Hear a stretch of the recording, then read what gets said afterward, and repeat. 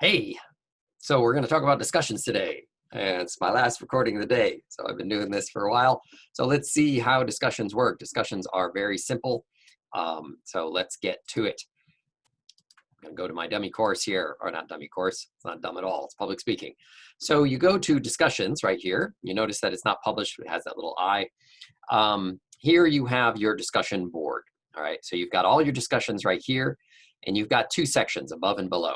One of them is called pinned discussions. That just means that when a student opens up their discussions, the one you put in the pinned will always appear at the top and in that order. Below, you have all the discussions that are not pinned that you have going, and then close for comments, which means you might want to keep the information there. You don't want to delete it, but you want to move it so that no one's going to comment on it anymore. So let's say that this one's done. You grab the little dots here, you move it down, close for discussion. No one's going to be commenting on that.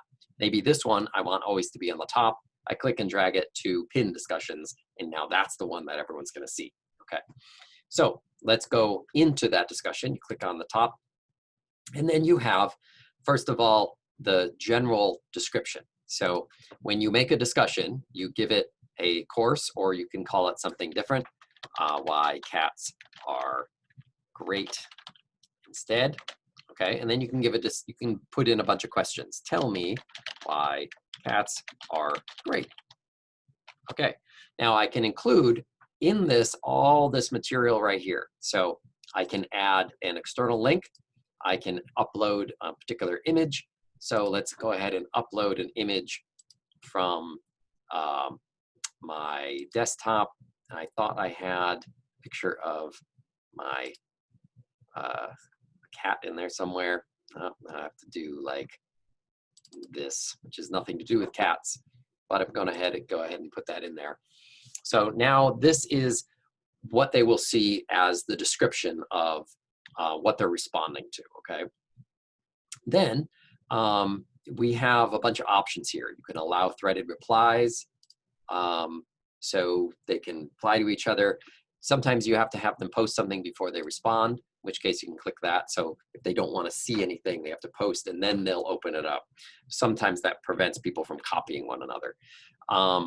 You can add some grading, in which case you add some points that you're going to add to each one.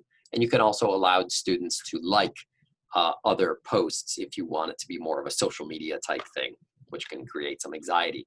Or you can get rid of all of that. Then you save it. Okay, so this is just the editing of the thing. Now we've got the actual discussion. To reply and to create a thread, you just do this and you say, I love cats a lot. Okay. Now you got the same options here. We can do the link, you can do the image. This one, you can upload any media. So especially if you're doing public speaking where they're recording videos, this is what they would use, upload media here.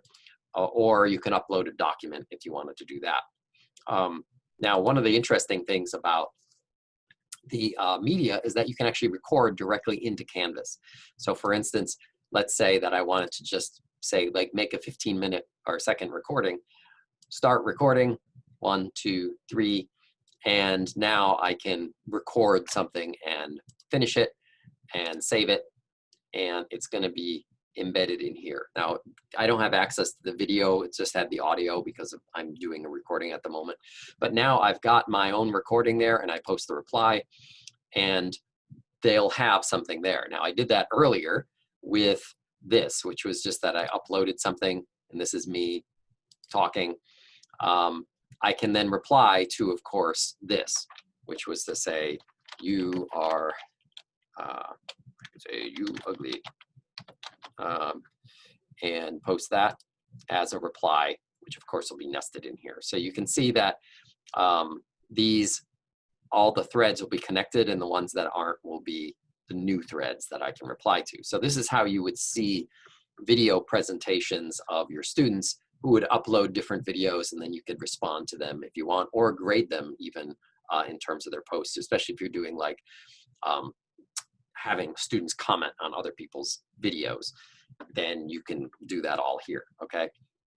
So that is this particular discussion. I go back to discussions, and now I see all the other threads that I have here. Okay, that's basically all there is to it.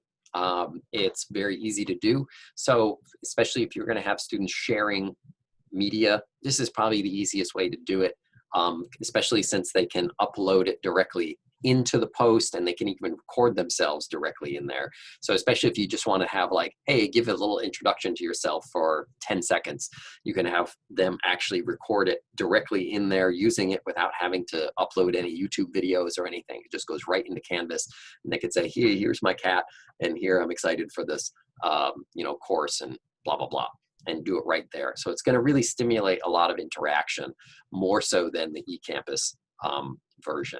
So that would be how to use a discussion board in Canvas, which I think is going to be really useful and very interactive. All right.